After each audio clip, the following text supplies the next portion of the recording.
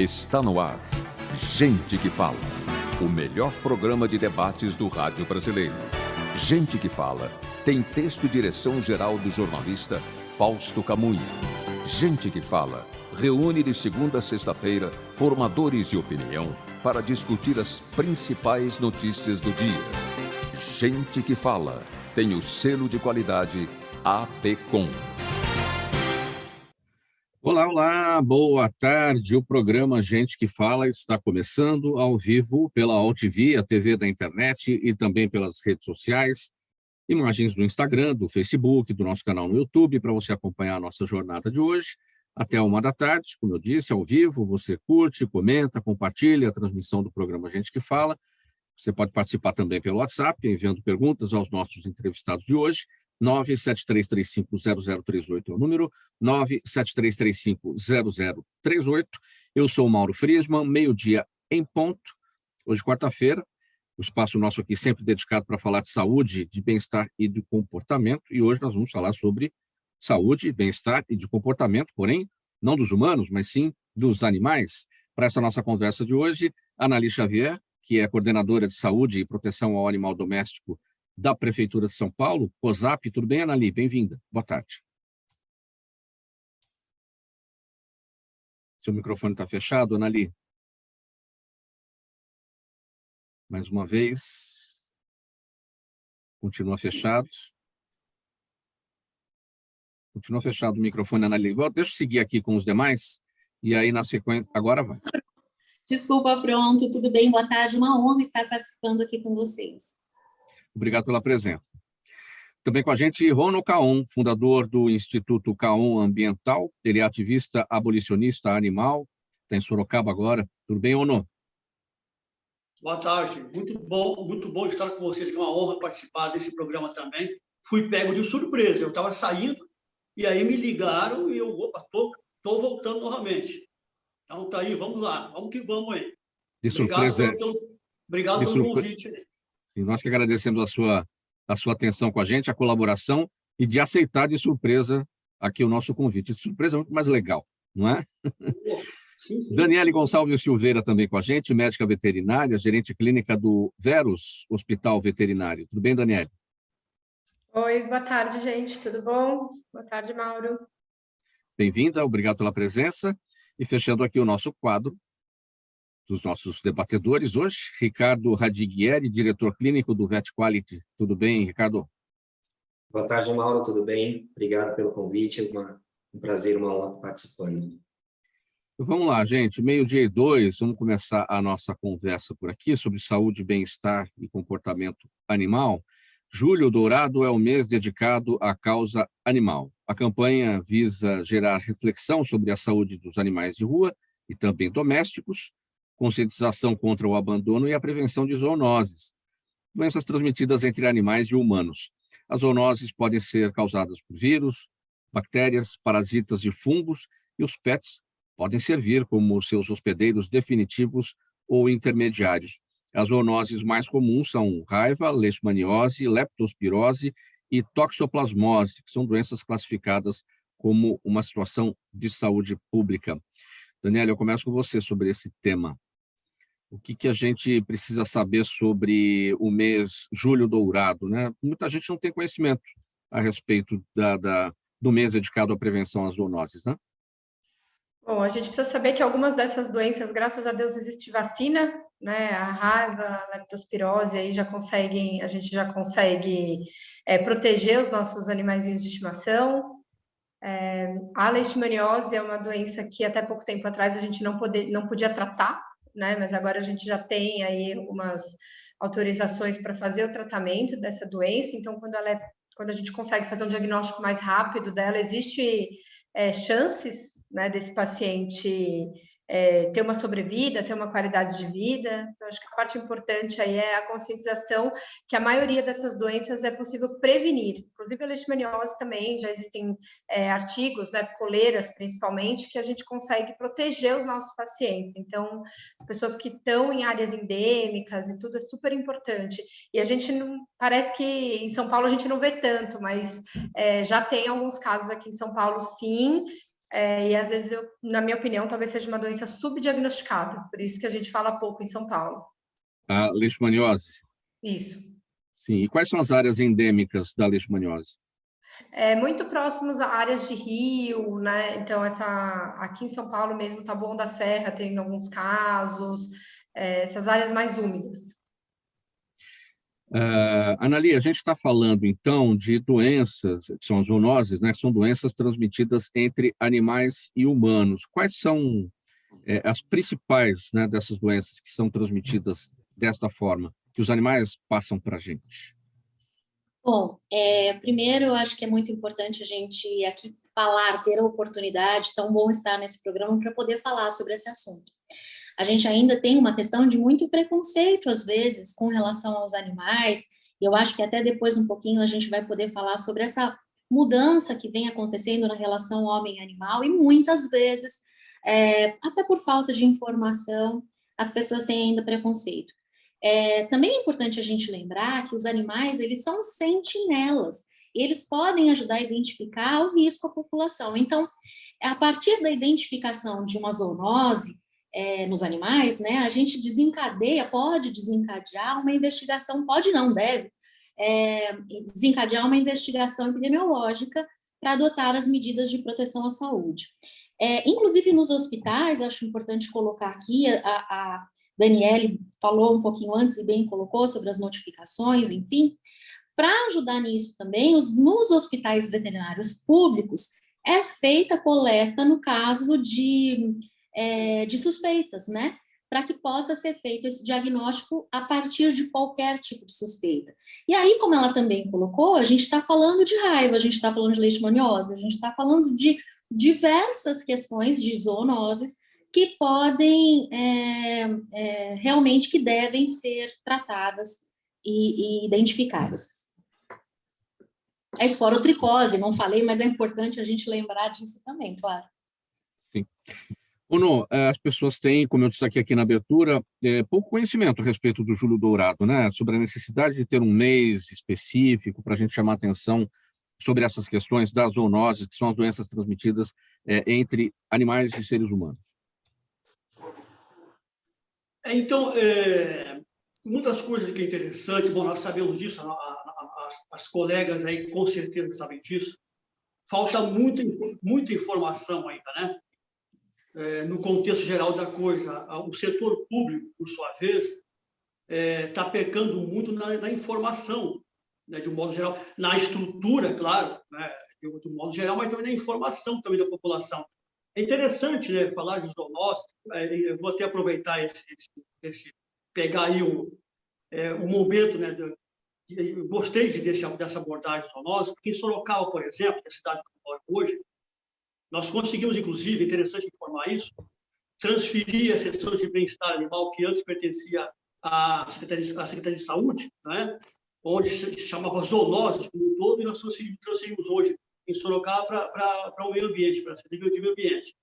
E aí fizemos, né, uma melhora no contexto, no sentido de mudar, né, dar uma outra visão para a sociedade sobre o que é zoonose e o que é bem-estar animal. Interessante isso, né? Então, nós separamos.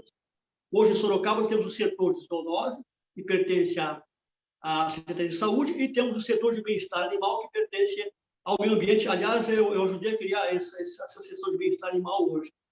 E hoje, interessante que hoje há uma harmonia, pode dizer assim, quando uma pessoa convoca, que uma população, por sua vez, tem o hábito, qualquer intriga, qualquer problema com relação a animais, é tudo zoonose. Olha, vou chamar zoonose, né?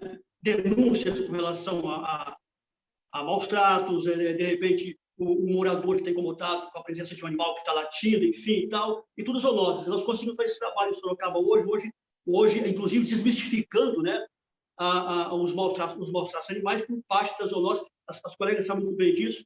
A questão da mística que tem em torno das zoonoses, que hoje tem um trabalho bem diferenciado, bem específico, que é o controle de zoonoses, mas em muitas cidades do país ainda tem essa problemática, né, e esse terror, né, que se faz com relação às zoonoses no tratado com os animais. Portanto, falta muita informação com relação realmente ao papel, né, para a população o papel da zoonose, o papel hoje do bem-estar animal, que é uma outra abordagem bem interessante aí para estar ajudando a avançar nesse contexto todo, né? E por falar nisso, está de parabéns, né? Em São Paulo, inclusive, eu tenho acompanhado os trabalhos do Centro de Controle de Zoonose de São Paulo. São Paulo é um exemplo para tudo, né? A capital São Paulo é um exemplo para tudo. Eu tenho acompanhado aí, de vez em quando, alguma empreitada nesse sentido, e esse pessoal está de parabéns. Né? Digo que aqui em Sorocaba está bem legal também, mas ainda falta muito, se peca muito nesse sentido ainda. Tá bom? Então, é importante levar um pouco mais de informação para as pessoas no tocante a essas questões, o que é zoonoses, né, e o que é bichinho, o que são os nossos animaizinhos. Ricardo Radiguieri, considerando o que todo mundo já falou aqui, todo mundo falou a respeito da desinformação, né, e o quanto isso é prejudicial.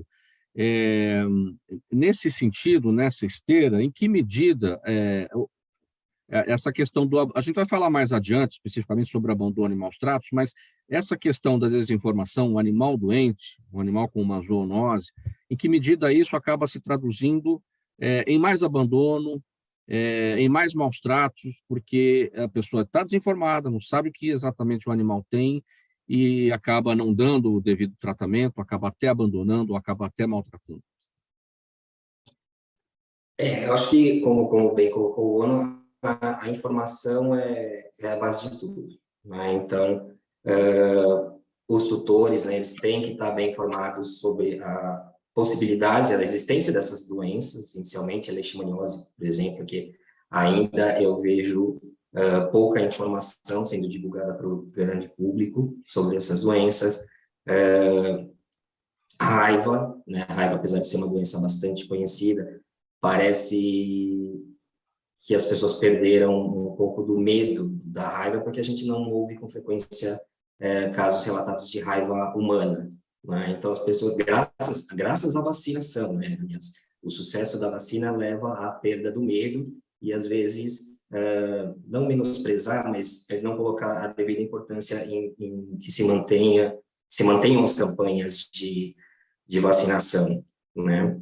E, com relação ao abandono dos animais, não sei te responder se a gente consegue fazer um link direto da zoonose com o abandono específico dos animais.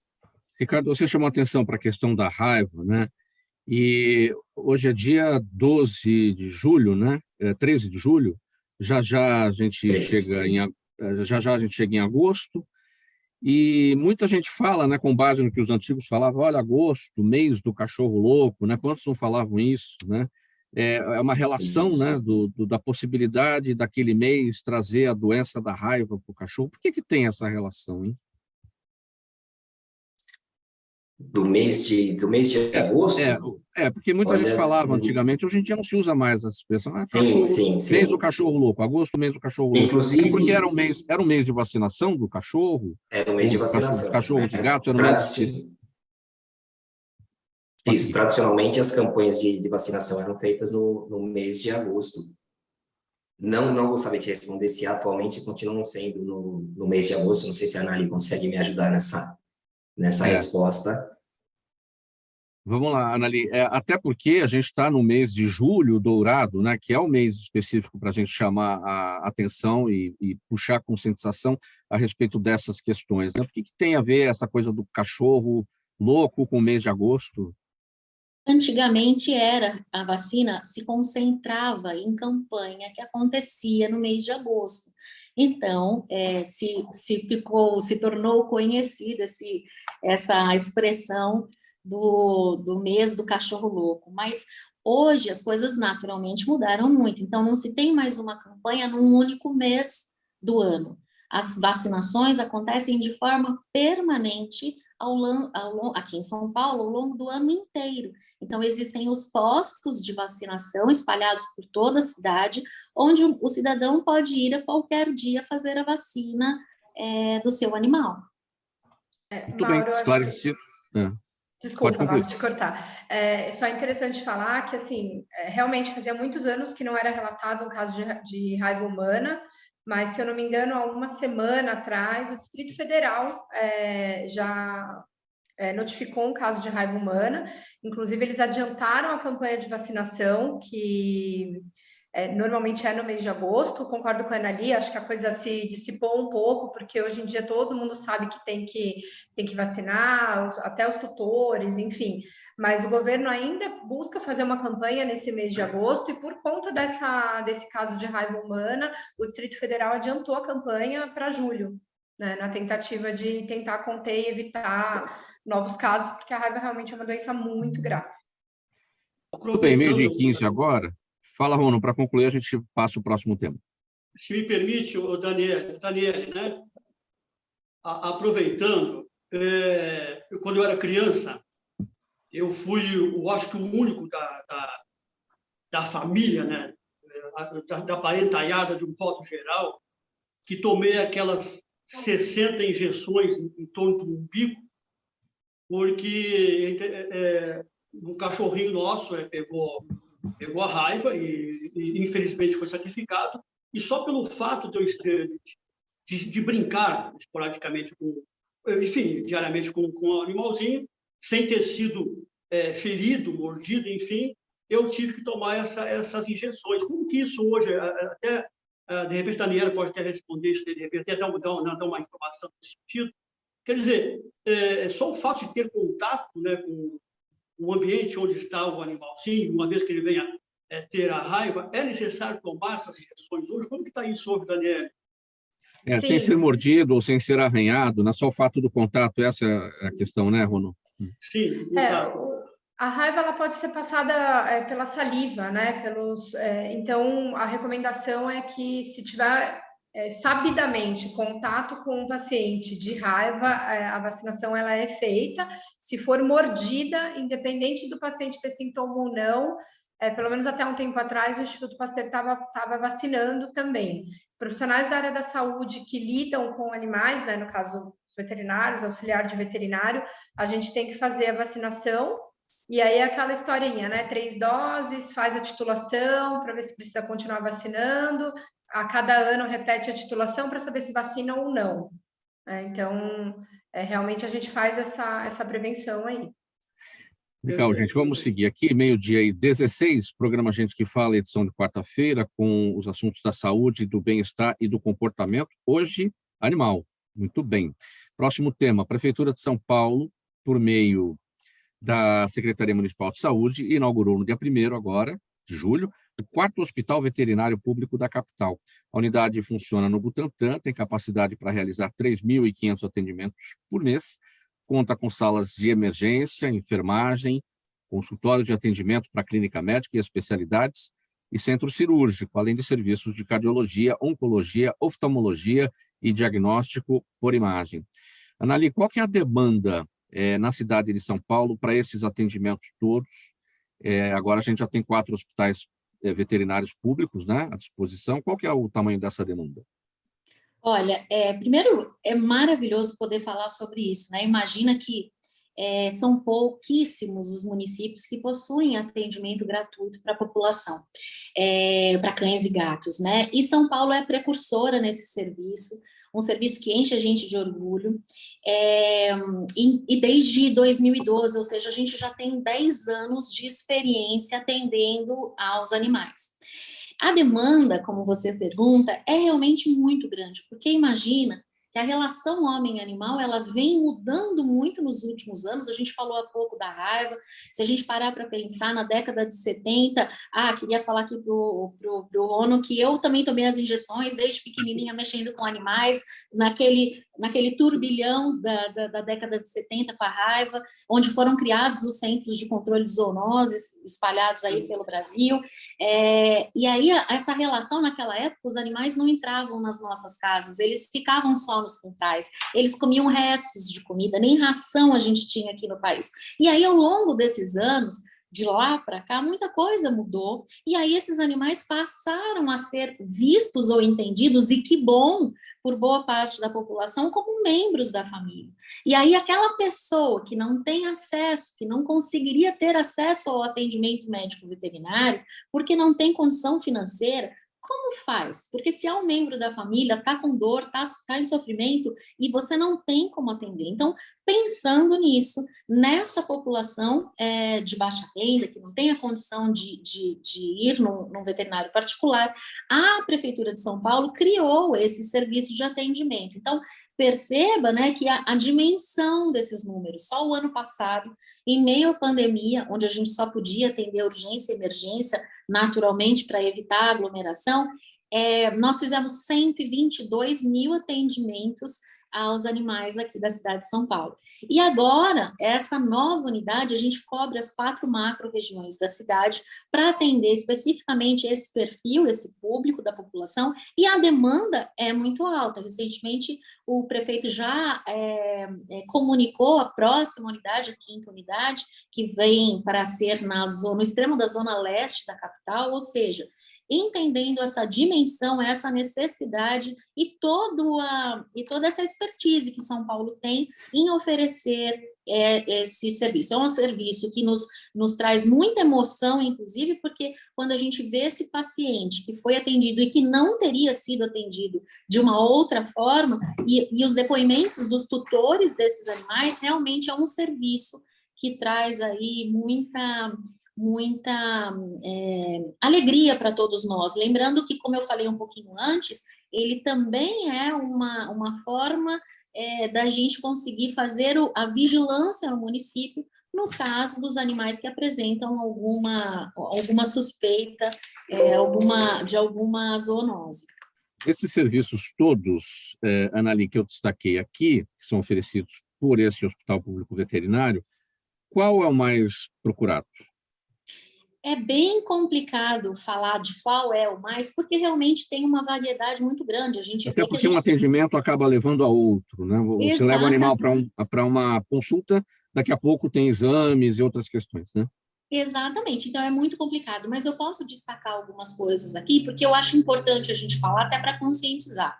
Então, por exemplo, a guarda responsável preconiza que o animal ele tem que andar, por exemplo, um cão para ir para passear na rua, ele tem que estar sempre com coleira e guia.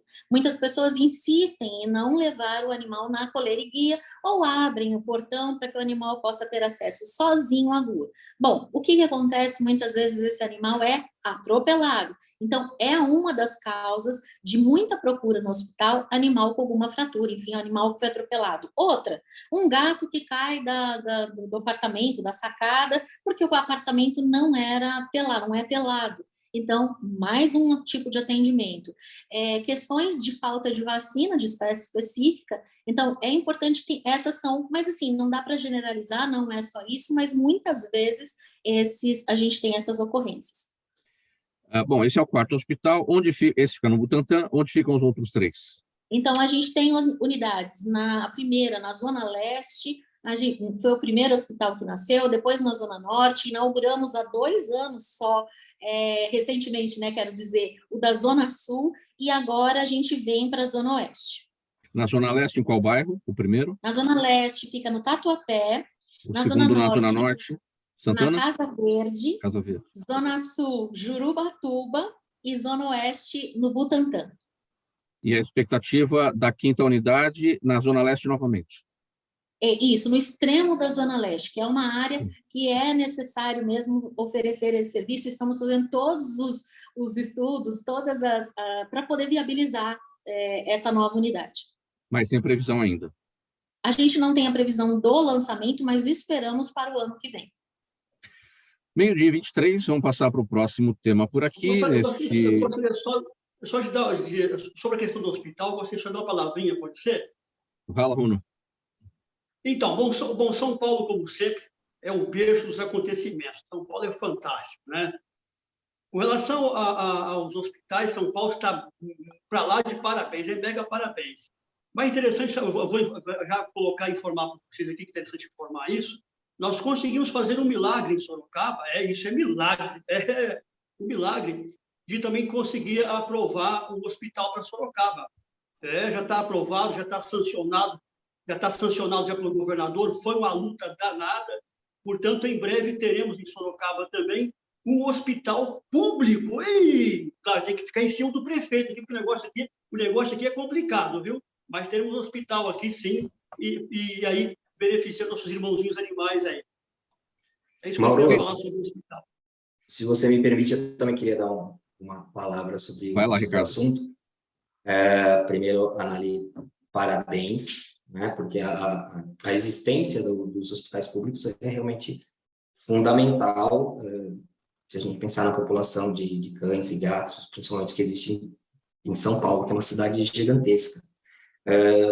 Nós, como veterinários, a gente percebeu, né, a gente percebe ao longo dos anos que as tecnologias vão aumentando, vão se desenvolvendo, então cada vez a gente tem mais recursos, e esses recursos eles não podem ficar, recursos que eu digo de diagnóstico, de tratamento, não podem ficar restritos a uma camada muito pequena da população, né? Então, eu acho bem interessante, bem incrível, por isso que eu dou os parabéns para a Anali e todos que participam desse processo de criação dos hospitais públicos, atendendo uma quantidade maior de animais e não deixando restritos a uma classe A, B da população. Ricardo, eu quero te pedir uma gentileza. Acho que você está apoiado sobre a sua bancada, onde está o seu computador, e aí está balançando bastante a sua imagem. Acho que deve ser isso, né? Só pedir para não apoiar. Vamos lá. Deixa eu seguir aqui, então, 12h25, para o próximo tema. A gente falou aqui agora da questão do atendimento público, a gente vai falar um pouquinho sobre o atendimento privado, particular, né? Olha, foi inaugurado no início de abril o Veros Hospital Veterinário, que é o maior complexo de saúde animal do país, com investimento de R$50 milhões e capacidade para realizar 2.000 consultas e 700 cirurgias por mês. De acordo com a direção do hospital, os pilares da proposta envolvem manter o foco no médico veterinário e tratá-lo como o principal cliente, oferecer tudo em um só lugar, contar com tecnologia de ponta em diagnóstico e processos, garantir fluxo e protocolos que melhorem a segurança do paciente e manter um programa de educação continuada. Daniele, para destrinchar a seguinte dúvida aqui, garantir fluxo e protocolos que melhorem a segurança do paciente. O paciente é o animal, não é o cliente. O cliente é o médico veterinário. Eu chamei a atenção aqui que a ideia é manter o foco no médico veterinário e tratá-lo como cliente. Ele é o cliente? O médico veterinário é o principal cliente do Veros. O Veros acredita bastante no que a Anali falou em relação à relação animal-homem, né? Nas mudanças dessa relação. E a partir do momento que teve essa mudança, teve também a questão desse tutor ser apegado ao veterinário dele. A querer uma confiança, né? Você cria um vínculo ao veterinário. Então, é aquele cara que deu a vacina, que consegue orientar, que o tutor confia. E quando você vai para um grande hospital, para uma grande rede, nem sempre esse veterinário de base é o veterinário que está dentro desse hospital. Então, o Veros, ele quer que esse veterinário que está ali, às vezes numa clínica menor, que não consegue ter acesso a todas essas imagens, a todos esses exames, a toda essa tecnologia, que ele consiga indicar esse paciente para vir para o Veros e ele vir junto, né? Então, ele vem, o paciente vem, o tutor vem, o médico vem, porque esse tutor vai se sentir acolhido pelo Veros a partir do momento que ele tem o veterinário de confiança dele ali. Então, a gente acredita muito nisso, né? Naquele médico da família, no pediatra, né? No médico da família da medicina humana. Então, o Veros está aberto para o veterinário fazer o melhor que a medicina pode oferecer, né? Parar de fazer... A gente conhece a realidade da veterinária, né? Às vezes, o veterinário vai até o limite do limite para fazer alguma coisa, para tentar ajudar aquele paciente, porque ele não pode sair da clínica dele, porque ninguém recebe ele em outro lugar, porque ele não consegue ter dinheiro para investir e aumentar a clínica dele. Então, o Veros é isso. Você quer fazer, você quer o melhor para o seu paciente, você quer garantir a segurança desse paciente, traz ele aqui para dentro, vem você aqui para dentro com ele. Esse ponto é importante, né? Muita gente acaba falando, não tem nada a ver. Imagina, a gente com a nossa relação médico-paciente, na nossa confiança no nosso médico, a gente quer a mesma confiança, né, do tutor, do animal, com o veterinário. Às vezes você vai numa clínica para dar um banho no pet, por exemplo. Você quer aquele banhista, né? Você não quer outro banhista, porque já existe ali uma relação de confiança. Então, isso transportado para o veterinário, né? É esse o sentido. Isso, exatamente isso. É a opção do tutor, né? Por que que eu, como dona do meu cachorro, tenho que ir num lugar para operar e eu tenho que me submeter aos médicos que eles têm lá dentro, sabe? A gente sabe da qualificação dos médicos, claro, a gente tem uma equipe interna, tem que ter para receber esse paciente numa emergência, para internar esse paciente, a gente tem que ter uma equipe interna. Mas se esse tutor ele tem um veterinário de confiança que fala, não, esse meu veterinário, ele que vai operar o meu cachorro, tá tudo bem, só vem me operar aqui, porque aqui a gente garante segurança, menos riscos de contaminação, tecnologia, os equipamentos são de ponta, tem uma equipe de assistência boa, né, um suporte bom na UTI, na internação, nas equipes de auxiliar que são super treinadas. Então, é um pouco disso, né? Oferecer para esse tutor essa opção. Muita gente não sabe, mas na veterinária, na medicina veterinária também existem as especialidades. Então, você tem aquele que é o clínico geral, digamos assim, você tem o cirurgião, você tem o oftalmo, você tem o dermatologista. Dentro de um hospital assim, quais são as especialidades de médicos veterinários que existem para o atendimento de urgência? No Verus, a gente tem todas, tá? Assim, a gente tem internamente o pronto-socorro, que é o clínico geral que está ali atendendo, pronto para receber esse paciente e fazer qualquer tipo de procedimento emergencial ali. A gente tem a internação aqui dentro e as especialidades, a cardiologia, a oftalmo, a oncologia, tudo a gente tem especialistas à mão, com agendas que a gente consegue em qualquer dia da semana. O paciente chegou, tem um problema cardíaco, a gente vai providenciar um cardiologista para ele dentro daquele período. Mas o cardiologista não fica dentro do hospital. A gente tem muitos cardiologistas, essa é a grande vantagem do hospital aberto, né? Então, a gente tem uma gama de especialistas enorme, eu não fico presa a 1 ou 2 especialistas que atendem nos hospitais, né, de uma forma geral, eu tenho 15 cardiologistas, então eu consigo cardiologista para atender esse paciente da forma mais rápida, para dar suporte e tirar esse paciente da emergência. E a maternidade? Tem também o parto? Algumas raças, na verdade, eles acabam indo para cesárea, né? Que a gente sabe que precisa, mas não é uma especialidade, né? Não existe uma obstetrícia dentro da veterinária. Tem os cirurgiões que acabam fazendo os partos, sim. Tem até uma veterinária que tende a fazer mais isso, mas a especialidade em si não existe, não é reconhecida pelo conselho. Agora, como saber ali na hora que o animal está dando à luz, se há necessidade ali urgente de um parto, de levar o animal para um atendimento?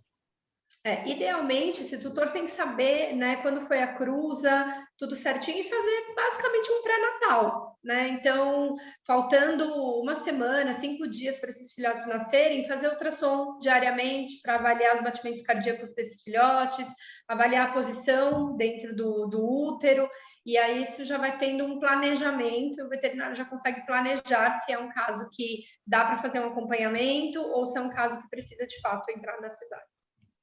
Faltando 28 minutos para 1h da tarde, o programa Gente que Fala desta quarta-feira, falando de saúde, bem-estar e comportamento animal. Uma parada rápida, a mensagem do nosso apoiador, a gente volta em seguida. Até já.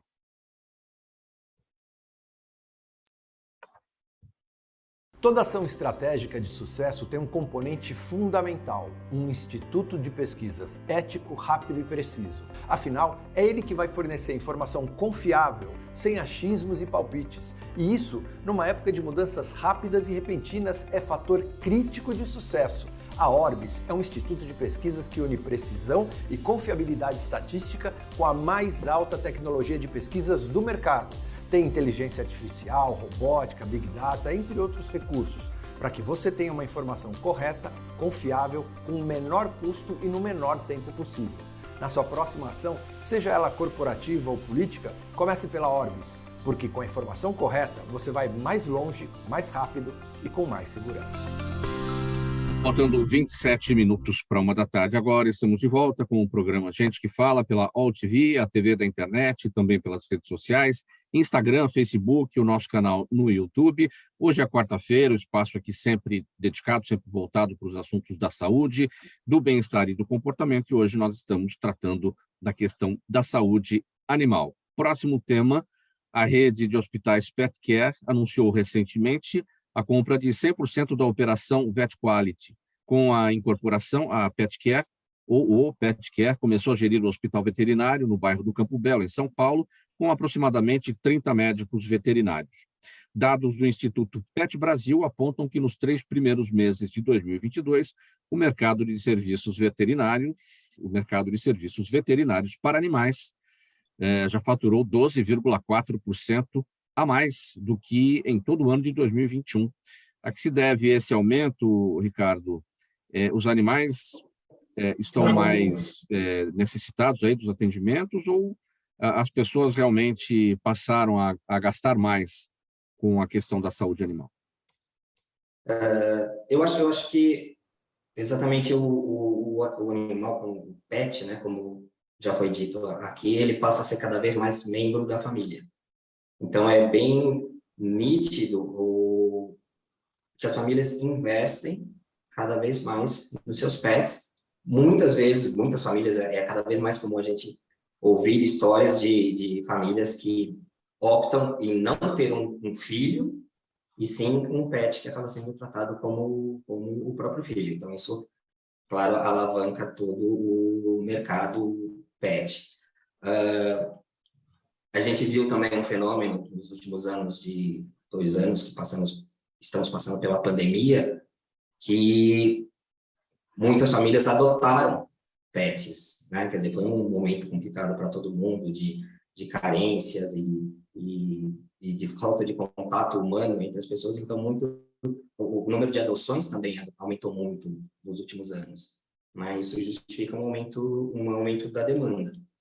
Né? Com relação ao hospital, ao Vet Quality, ele tem 15 anos de história aqui no bairro do Campo Belo, e ele foi adquirido pelo grupo PetCare há 2 meses, e nesse sentido a gente está começando um trabalho de integração aqui nessa unidade. Sim, é o mesmo questionamento que eu tinha feito aqui para a Daniele. A gente tem aí aproximadamente 30 médicos veterinários. De todas as especialidades, como é que funciona?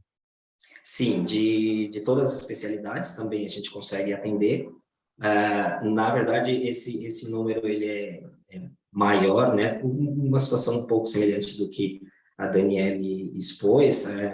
Não ficam todos os veterinários aqui ao mesmo tempo. Né? Então, o time completo em torno de 100 profissionais. Né? E que prestam atendimento também em cardiologia, oftalmologia, nefrologia, também dispomos de centro cirúrgico, internação, enfim, e até o atendimento a plano de saúde, em muitos casos. Aproveitando, o plano de saúde é alternativo. Pode seguir, Ricardo. Não, só queria cumprimentar a Daniele. Eu estive no Veros na semana passada e o hospital é lindo, de fato. É muito bacana. O plano de saúde veterinário é uma alternativa, como tudo em saúde, né, Ricardo? Né, saúde humana, e não é diferente na saúde animal, é caro. A questão da tecnologia que é usada para diagnósticos, para fazer exames e tudo isso tem um custo bastante elevado, enfim. O plano de saúde é uma alternativa para facilitar a vida dos donos de pets?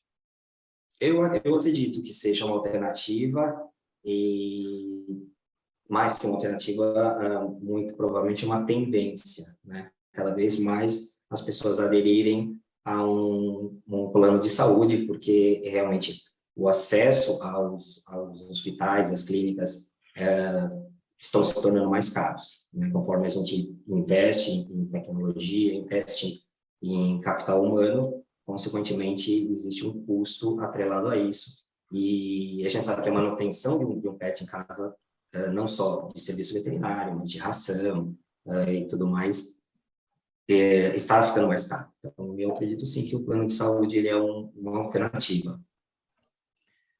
Meio-dia e 38, pessoal, vamos fazer uma pausa aqui nessa nossa conversa sobre saúde e comportamento e bem-estar animal para falar de uma outra saúde, da saúde da economia brasileira. Daniel Matos, bem-vindo, seja bem-vindo aqui ao Gente que Fala. Daniel Matos, que é economista, perito judicial, advogado, especialista em direito tributário, sempre fazendo as nossas análises sobre a economia brasileira. Como é que você está? Bem, boa tarde a você e aos colegas. Boa tarde, Daniel. Vamos falar sobre o seguinte, os riscos da aprovação da PEC Kamikaze, não, Kamikaze. A gente está falando de cachorro, entendeu? Não ia perder o trocadilho. Tá. Bom, a gente viu ontem, né, a proposta do governo, ela concede aí esse montão de benefícios sociais às vésperas das eleições e só até o final desse ano. Teve uma falha na internet lá na Câmara dos Deputados, parou tudo. Como é que está agora? Eu estava acompanhando de manhã, o negócio estava enrolado. Ainda está enrolado? Não? Vai continuar? Não vai continuar? Não, vai continuar porque existe um prazo limite para aprovar isso, né? Além dos trâmites. Então, tecnicamente, né, até onde eu pesquisei, o ideal é que se aprove hoje, se conclua hoje, apesar dessa falha do sistema que já contava com, acho que se eu não me engano, com algumas votações, né? O que acontece? Como você falou, um montão de benefício, né? E alguém tem que pagar esse montão de benefício, né? É não você, existe. Você Pois é. Eu e todo mundo. Não existe almoço grátis, como diria Milton Friedman. Então, como a gente já vem agora percebendo a inflação no nível muito alto, né?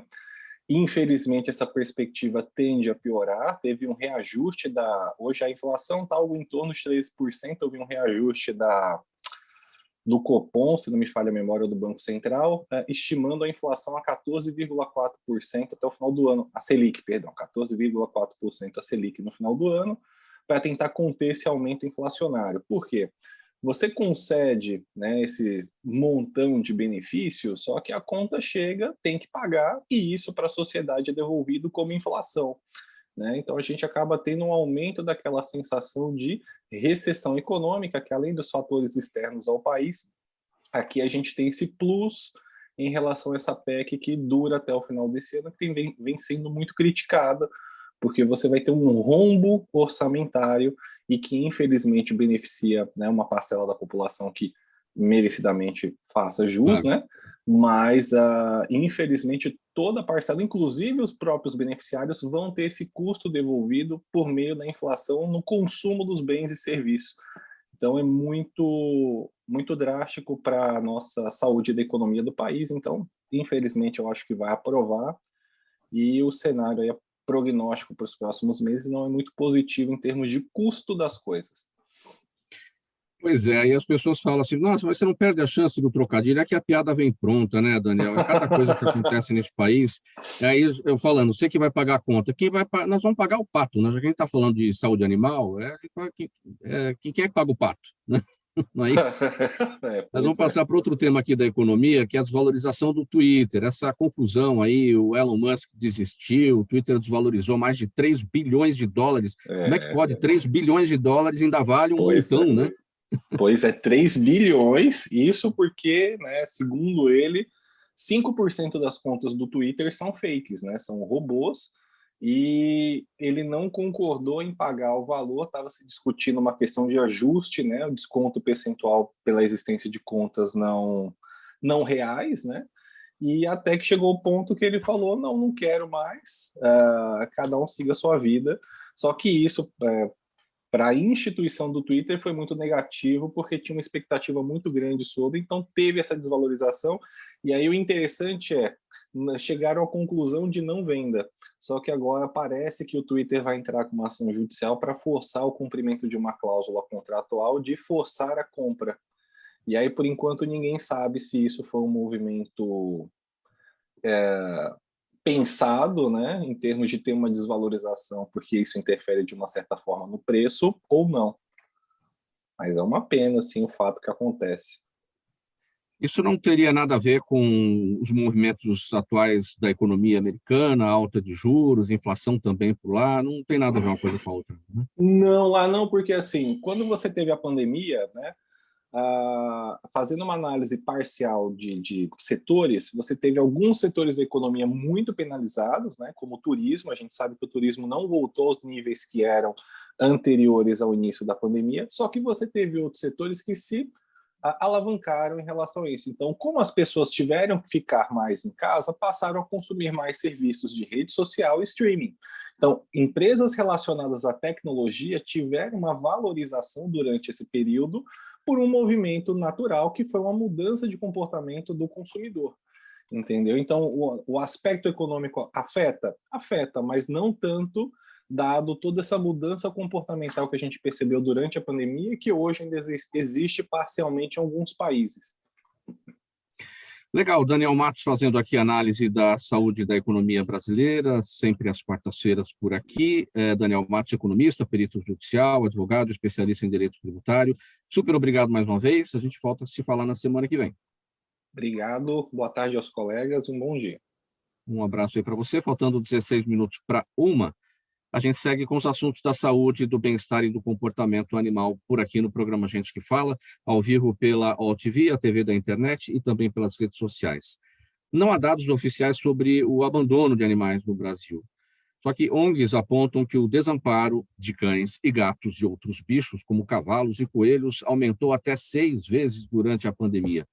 Desemprego, diminuição de renda, mudança de casa por conta da pandemia, término do casamento causado pelo distanciamento social e até medo de contrair o novo coronavírus dos bichos são justificativas das pessoas para se desfazerem de seus, até então, melhores amigos. Bruno, poxa vida, cada desculpa esfarrapada, hein? Olha, eu fiquei careca por conta disso, viu? Eu falando da minha careca, houve um tempo que as pessoas, em Sorocaba, né, aconteceu muito isso, do Instituto CAON ser confundido com uma ONG de proteção, de amparo animal, dessas ONGs que recolhem animal e tal, e encaminha para adoção. Não que não fizemos isso até hoje, a gente vem fazendo isso no paralelo, a gente vem auxiliando nesse sentido também. Não tem até porque quando acontece o tal de você encontrar animais em situações realmente delicadas, você vai amparar. Né? Mas o CAL nunca foi nessa linha, não foi criado com essa proposta. E a questão de abandono de animais, nós tivemos, historicamente, a gente tivemos uma série de desculpas. Bom, quem está na causa animal sabe muito bem como que a coisa acontece. Todo tipo de desculpa, né? Para poder se desfazer do animalzinho, que muitas vezes, inclusive, foi comprado. Né? Tem esse lado também. E comprado por pura vaidade, né? na minha opinião. E às vezes, muitas vezes, também, às vezes pessoas fazendo o papel, né, de interlocutor ali, fazendo no meio de campo, às vezes a mãe fazia contato com a gente, e claro que a experiência nessa hora conta muito, falando que a filha estava doente, porque isso e aquilo, e lá, não podia mais tomar conta do animalzinho, e precisava se desfazer, né, do animalzinho e tal. Ou então inventava um amigo ou uma amiga, e muitas vezes, na verdade, era a própria pessoa, né, que não queria assumir a responsabilidade, né, no sentido de falar assim, olha, eu não quero mais, eu quero me desfazer por isso, por aquilo outro. Então, acontecia muito também esse lance aí da pessoa também tentar passar a batata quente, por dizer dessa forma, né, nesse formato. Mas existiu e existe todo tipo de desculpa para se ver livre, né, do animalzinho. Uma coisa interessante que é importante falar aqui, que geralmente os abandonos de animais acontecem mais hoje, atualmente, por conta desse excesso também de compra de animais. Né? Tendo em vista que o Brasil se tornou o segundo país em só perde para os Estados Unidos, né, de maior consumo de animais domésticos. Então, hoje, tanto que em São Paulo, meus colegas podem até confirmar isso aí, em São Paulo, em período de férias, é muito comum as pessoas jogarem na rua os animais comprados, né? E aí, tanto que temos hoje animais também de raça definida, entre aspas, porque no fundo, na verdade, é muito raro encontrar um animalzinho realmente de pedigree, falando na essência da coisa, pode se falar dessa forma. Então, mas é muito comum, sim, encontrar hoje animais tidos como de raça definida para adoção, uma coisa que era muito rara a acontecer até pouco tempo atrás aí. E por conta disso, os animaizinhos que estão desamparados, né, desassistidos, e até, inclusive, passam por um preconceito muito grande social ainda, acabam, né, de repente, tendo prejuízos, né, no sentido de poder ser adotado por uma pessoa ou outra, e aí fica nesse enxugar gelo da causa animal. Mas é importante falar também o seguinte, da importância do controle, né? Voltando para uma questão mais interessante também agora nesse sentido, para o controle populacional, né? Isso tem ajudado bastante. Aqui em Sorocaba nós estamos tentando aí manter um projeto que iniciamos aí há um bom tempo atrás, que é fazer o controle populacional, né? Para que a longo prazo tenhamos menos animais abandonados, né, pelas ruas. O negócio é assim, a coisa é muito complicada. É isso só a longo prazo mesmo, para termos aí, né, digamos, um equilíbrio nesse sentido, né? Ali, pois é, o abandono de animais se multiplicou na pandemia, então eles acabam indo para as ruas. E como é que a gente faz para ajudar um cão, um gato de rua, desses que foram abandonados, aqueles que vira e mexe você olha e se apaixona por ele, alguns até te seguem, aí você fica com vontade de levar para casa, de fazer alguma coisa por ele. Como é que a gente ajuda? Olha, antes de falar como ajudar, eu queria só destacar que o abandono é um ato extremamente cruel, além de, obviamente, ser crime. Então, não se tem justificativa para abandonar um animal. Aliás, antes de decidir, de optar ter um animal de estimação, é importante consultar diversas coisas, questões. Se tem condição financeira, se a família concorda, o que vai fazer quando decidir viajar, e se tiver um filho, enfim, tem que pensar muito bem antes de decidir ter um animal. A gente não pode simplesmente abandonar ou descartar como se fosse um objeto, uma coisa, porque não é, né? Então, isso é muito importante. O Rono falou sobre o controle reprodutivo, eu queria trazer também para vocês, porque também tem a ver com a sua pergunta, Mauro, sobre como ajudar. A cidade de São Paulo tem um programa de controle reprodutivo desde 2001. Hoje nós fazemos mais de 100 mil castrações por ano, castrações gratuitas.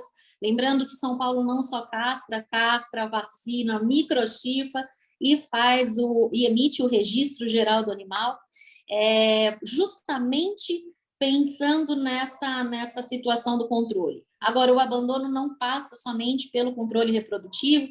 É importante a gente falar de animais abandonados, a gente precisa trabalhar a adoção, o controle reprodutivo, a castração, a educação dessas pessoas e a responsabilização das pessoas que colocaram os animais na rua. Então, viu um animal, quer ajudar, pode acionar, no caso da cidade de São Paulo, acionar o serviço municipal para a castração desses animais e, naturalmente, a pessoa tem a opção dela mesma ficar, uma vez que a cidade de São Paulo prepara todo esse animal, deixa ele realmente pronto para ir para casa dessa própria pessoa que se identificou, ou essa pessoa ser uma multiplicadora nas suas redes ou com seus amigos para divulgar a guarda responsável, a adoção responsável desse animal. Faltando 8 minutos para 1h da tarde. Agora, perguntas da nossa audiência por aqui. Pessoal, brevidade nas respostas para que a gente consiga cumprir com todas elas, tá bom? Ricardo, a Denise Vicário está no YouTube e pergunta quais são os cuidados que a gente deve ter para escolher um pet shop, já que a cada dia abrem novos comércios deste tipo. Olha, Maura, essa é uma pergunta difícil mesmo, né? O que eu oriento sempre é buscar o maior número de informação possível. Hoje em dia, a gente tem muito acesso à informação, a internet está aí, o Google está aí, né? Se você conhecer alguém que frequenta esse pet shop, isso ajuda muito. Também tem uma questão da empatia, né? Como você mesmo colocou, a gente escolhe onde vai cortar o cabelo, a gente escolhe os serviços que a gente vai utilizar, isso pesa também, mas é uma questão de buscar o máximo de informação que você conseguir, principalmente com alguém que já usa o serviço do pet shop. Legal. Rono, a Daniela Neves está no Facebook e pergunta como é que a gente deve proceder, ou como é que deve um morador de prédio proceder quando tem um cão que late com muita frequência, provavelmente por ficar sozinho por longos períodos. Esse é um outro problema, é uma problemática. Chama o síndico. Não, isso, aliás, eu moro, é interessante, agradeço essa pergunta, porque ela é muito boa, e hoje sabemos que praticamente para cada 10 moradores, né? Vamos falar aqui, fala inclusive de apartamento que pega mais são nos condomínios de apartamento. Para cada 10 moradores hoje, e é tudo muito rotativo, porque eu entro e saio isso de modo geral, pode-se dizer aí que 50% tem animalzinho de assistir, se não tem, vai ter, né? Mas geralmente já tem animalzinho de estimação. E o caso do cão é uma grande problemática. No meu condomínio, inclusive, hoje em Sorocaba, nós temos um grupo, interessante isso, vai passar, nós temos um grupo de moradores, um grupo do bem, porque é bom que seja do bem, para amparar nesse sentido, quando acontecem coisas, situações como essa, por exemplo. Não tem lei que proíba o animalzinho de latir, né? Já começa por aí, né? E então, o que acontece? O interessante é fazer com que a administração do condomínio venha interagir com algum grupo que seja criado.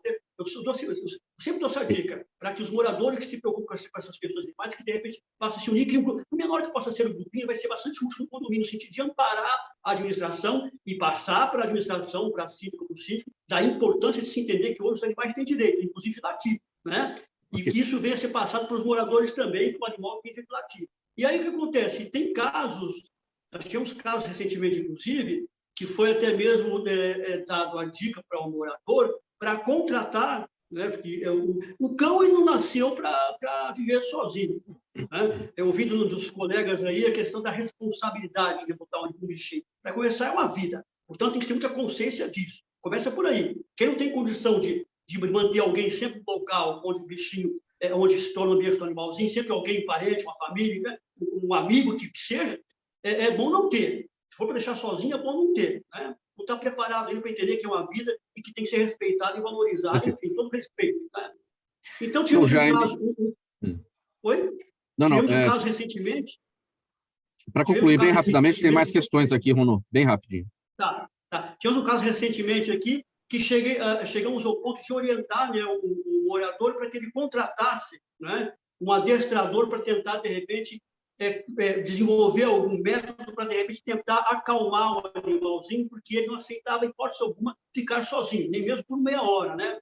E isso está sendo feito, parece que está surtindo resultado. Uma das coisas, de repente, um floralzinho pode ajudar, um adestrador para ajudar, ou então, na pior das hipóteses, deixar alguém permanentemente no local, porque não tem outra opção, entendeu? Pergunta agora do seu Jaime, do Jardim Bonfilholi, zona oeste aqui da capital. Obrigado, seu Jaime, pela participação mais uma vez. Daniele, ele quer saber quais são os primeiros sintomas de diabetes em um gato e qual seria a medicação e também a dieta adequada. Bem breve, Daniele.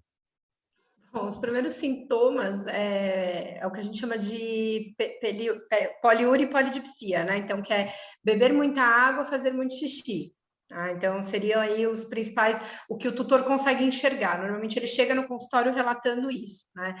Em relação à medicação, aí realmente vai depender de paciente para paciente, né? Gato toma uma coisa, cachorro toma outra. Ideal, se perceber esses sintomas, perda de peso, poliúria, polidipsia, bebendo muita água, fazendo muito xixi, procurar um veterinário para fazer os exames e ter certeza. Anali, o Rodrigo Monteiro no Facebook pergunta se tem uma estimativa da população de cães e gatos na cidade de São Paulo. Tem sim. Nós temos o dado ISA Capital de 2015, 2 milhões, fazendo uma cola aqui, 2.684.771 animais tutelados na cidade de São Paulo. Estamos com um novo inquérito em curso para os números atualizados. E outra pergunta, Anali, para você também, bem rapidinho. Juliana Rocha no Instagram. Ela diz: moro próximo a uma praça conhecida como Praça dos Cachorros, onde há eventos de uma presença constante de muitos cachorros passeando e brincando. Aí ela pergunta: é preciso algum cuidado especial, tanto para os pets quanto para as pessoas, para frequentar esse local, essa praça? Bom, tentando falar o mais rapidinho possível, é natural que esses espaços aconteçam, existem muitos pela cidade, porque se o animal faz parte da família, a gente precisa socializar, interagir, se divertir também na presença deles. Agora, é importante lembrar, coleira e guia sempre, porque muitas vezes a pessoa deixa o animal, ele está muito acostumado, ele sabe andar sozinho e deixa esse animal. Lembrando que o animal, ele pode sofrer um susto, um trauma, passou um carro buzinando, vem um outro cachorro bravo, pode sair briga, pode ter mordida, a gente precisa lembrar disso. Pessoal, faltando 1 minuto para 1 da tarde, vamos para as despedidas, 5 segundos para cada um. Annalise Xavier está com a palavra, sua mensagem final e seus canais. Muito rapidinho. Bom, agradecer a presença, quer dizer, a participação de estar aqui com vocês todos. Muito obrigada. É sempre importante a gente falar sobre o cuidado animal e essa foi uma oportunidade muito incrível. Espero que a gente tenha uma próxima para poder aumentar aí as conversas. São Paulo oferece diversos serviços que podem ser consultados através do nosso site. Qual? prefeitura.sp.gov.br/COSAP. Rapidinho, Rono Caon, sua despedida e seus canais. Muito rápido. Olha, eu tenho um canal no YouTube, o Caon, estou no Face e no Instagram também.